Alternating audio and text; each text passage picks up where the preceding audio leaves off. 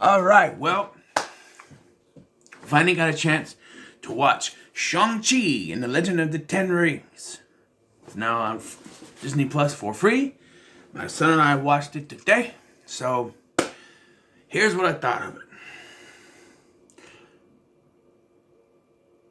Okay, so when I first, it was announced, I had no idea what Shang-Chi was. I was calling it Shang-Chi, I said Shang-Chi. And, yeah, I had no idea about this movie. But I gave it a benefit of the doubt because, said the same thing. I knew who Doctor Strange was, but I didn't know much about him. And then Ant-Man was going to come along. Didn't know much about him. The Guardians of the Galaxy as well. I kind of switched those around. But, the MCU seems to, get me on, going with this. So, yeah, this was an interesting watch. If there was some moments. Now, I'm big on martial arts films. I like action films, martial arts type stuff. I like Jackie Chan and Van Damme and stuff like that. And there was a lot of stuff. There's even one thing at the beginning of this on a bus where Shang-Chi is fighting these guys, and he does this thing with his jacket, which is a Jackie Chan thing. He takes his jacket off, moves around this thing.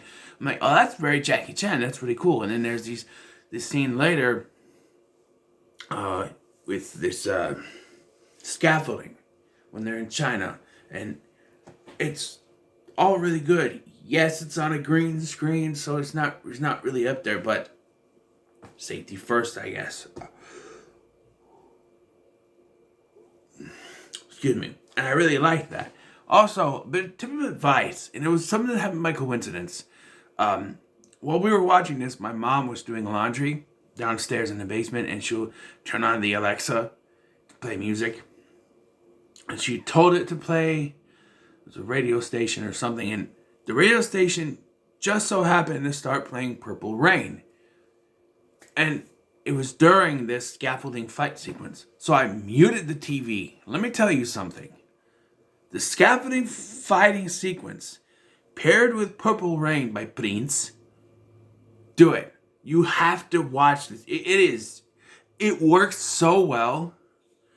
It just goes with it. And it works. It's fantastic. I recommend you try that because I'm like, muted it and watching. I look at my son and I go, yeah, it goes very well, doesn't it? He goes, yeah, it does work. So, before I continue with this, the story is that centuries ago, Wen Wu, who is supposedly the real Mandarin, we'll get to that, he found the 10 rings, and he used those to live forever. I guess he's immortal. And then he found a place called Talos,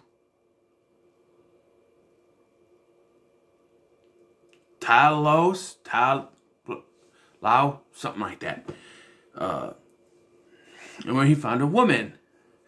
They fell in love, and they had Shang-Chi and his sister, and then she died. And now he's hearing messages from beyond the grave from his wife telling him to free her from behind this gate in Ta Lo. And Shang-Chi and his sister, along with Shang-Chi's friend Katie, have to stop him because it's not a good thing. So, just a couple things. Okay, so going into this film, we were told we were going to meet the real Mandarin. Bullshit. I don't care what Marvel says. This is not the Mandarin. Alright? They've screwed up the Mandarin twice now. We're never going to get the actual real Mandarin. Okay?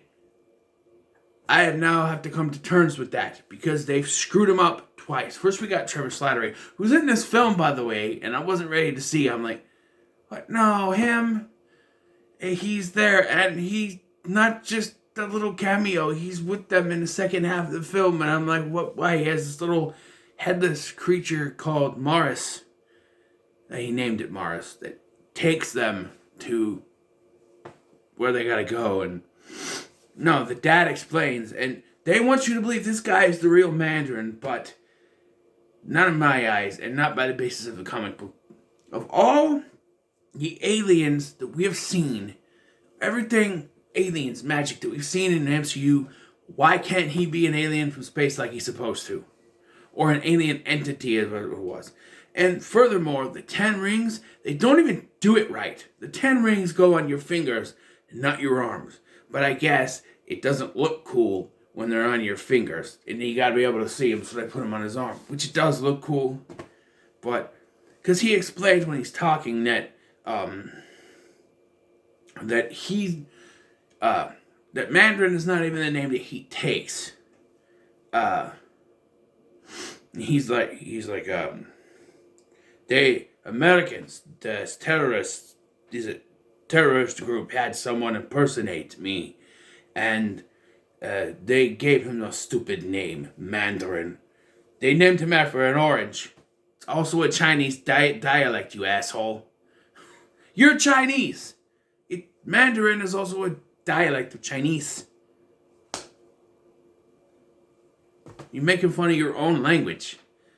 Which I guess they can do. It's their language. Who knows? But I'm just saying, yeah, they pass that off. And then we see he has Trevor Slattery in a dungeon.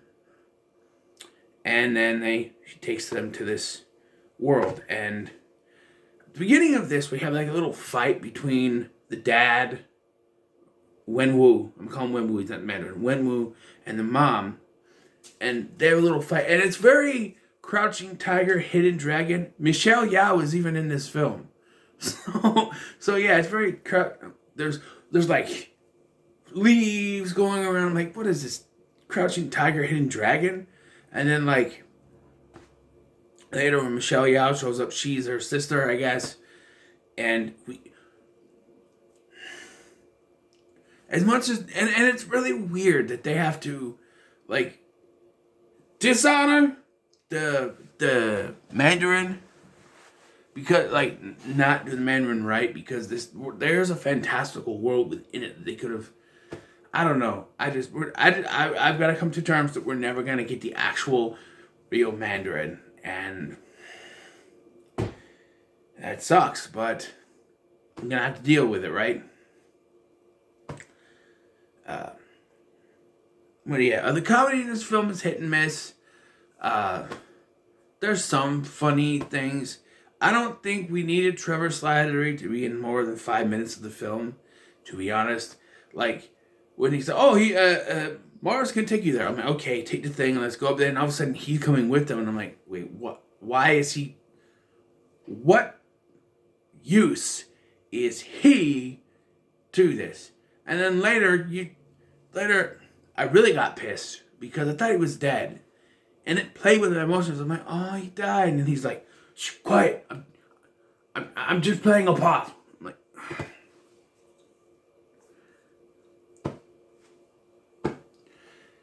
never mind. You know, I thought the main guy who played Shang-Chi was Simu Liu. Sorry, I pronounced his name wrong, but I thought he did a good job. I wasn't worried at first because the beginning of this is all in Chinese. There's subtitles. I'm like, this movie isn't completely in Chinese. No, there's English, but you know, I don't mind it. But I don't go to a movie. I don't want, I want to watch a movie and not read it. But yeah, there is some reading to do. But overall, there is a lot of English in this film.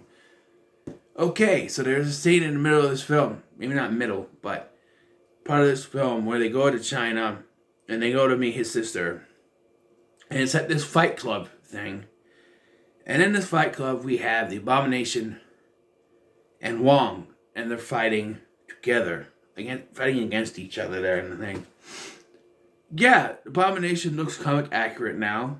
Wherein in Incredible Hulk, he just looked like a bigger, uglier version of the Hulk. albeit a naked one. Here he has the little things like in the cartoon. He looks like Abomination, so that's pretty cool to see. And Wong was cool to see too. I love Wong. He does show up at the end of this, by the way. I'll get to that. But yeah. And I liked all the stuff in the real world, the fighting and stuff. But when we get to Ta Lo, or whatever it's called, my God. What they did there, yes, it's mostly CGI, but they got really cool looking creatures. I like the look of the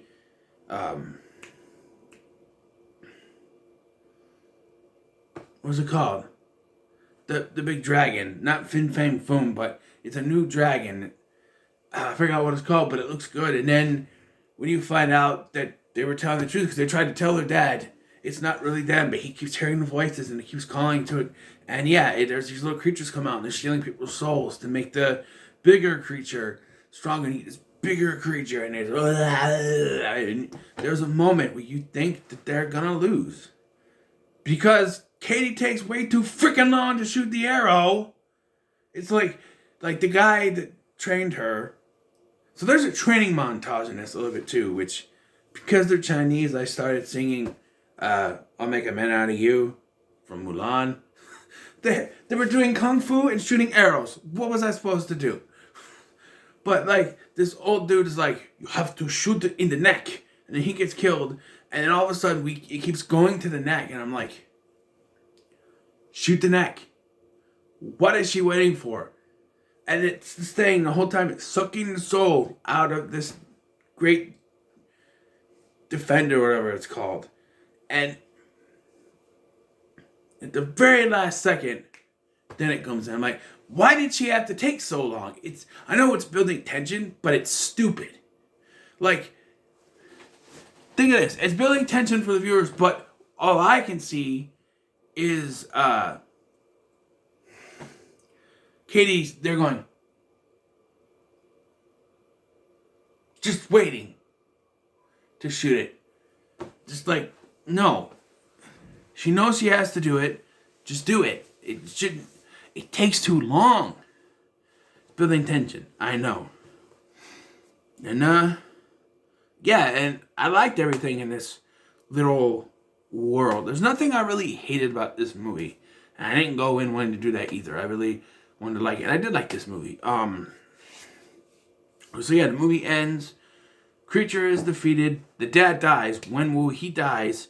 And Shang-Chi gets the rings. There's a fight between them where Shang-Chi brings one set of the rings, 5 of them, to his side. And they fight. And then he gives them back. But then when the creature defeats him, when the creature sucks out Wenwu's soul, before he does that, Wenwu gives the rings to Shang-Chi. So he has them now. And yeah, and with those and the Great Defender and Katie's arrow, they save the day. There are flashbacks in this too, which I thought were good, but the placement of flashbacks didn't work for me. Like, they're just getting ready to go into battle. Like, tomorrow we go into battle, and we're now going to show you the flashback of how the mom died. Should have shown that at the beginning with all the other stuff. Because they just say she's dead. They didn't say how. And then leave it till almost right before the climax to show us how she died. And then, it's not even that. It's that then he tells us. Shang-Chi tells us he was the one who killed her killer. But we don't get to see that. So why do we have to see her death if he's just going to say, I killed him? I'm just like, okay. I don't understand. Okay, we could have a flashback, but why place it right before? I don't know. I just don't get it. But yeah, so the movie ends because there's this thing at the beginning where Shang-Chi and Katie have this other couple that they talk to. They're not dating or anything. And I thought it was good. They didn't force her into being a love interest. They do kind of hint at it at the beginning of this, but they don't force into it. Like, they don't have like a kiss at the end after they save the day. No, it's not forced. I like that. They're just friends. I like that. It may change in the future. Who knows? Then I might change my mind on that. But no, they're not love interests. They're just friends. And that works. But they're at the dinner with this other couple when Wong shows up and asks him about the rings. We do find out, supposedly, that Xiling, that's his sister, disbanded the 10 Rings group that their father used to run. Supposedly. We'll get to that. But they go with Wong and the movie ends. We get all the credits with the thanks. And then mid-credit scene, we see Shang-Chi, Katie, and Wong talking to holograms of Captain Marvel and Bruce Banner, who is not Professor Hulk, which makes no sense because I thought he was like that because he had found peace and that's how he wanted to live. But now he's just Mark Ruffalo. And he's got his arm still in a sling. So this can't be that far after Endgame, I'm assuming. I don't know. I think it would have healed by now. But, and my son had to run me. I'm like, what happened to his arm? And he was like, remember? I'm like, oh, yeah, okay. That's why. I didn't think of that. And then they're examining the 10 rings and what they are. It's not vibranium. It's of no ally they know. And they say that, there's a whole new world out there. Basically, he's going to be part of the team, which I thought, I thought about that while watching the movie. When Wong showed up, I'm like, oh, maybe Wong can be the one to introduce him to the Avengers. There you go. So, yeah, and then the post-credit scene shows that Xiling lied, and she still has the 10 Rings group under her control. I've got to mention, there's this dude with one hand, and he has a blade. And then later, when they're first put together, they have dragon scales, which are strong, I guess. Maybe they're stronger than vibranium. I don't know, but it's really cool.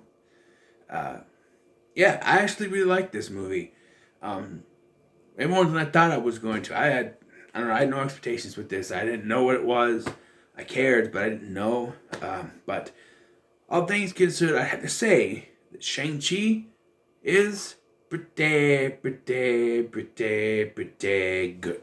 I do recommend it. So what are your thoughts on Shang-Chi? I know I keep saying it wrong. Make sure, let me know in the comments below. Make sure to like, share, and subscribe. Thank you for watching. I've been Scotty, and I'll see you in the next one.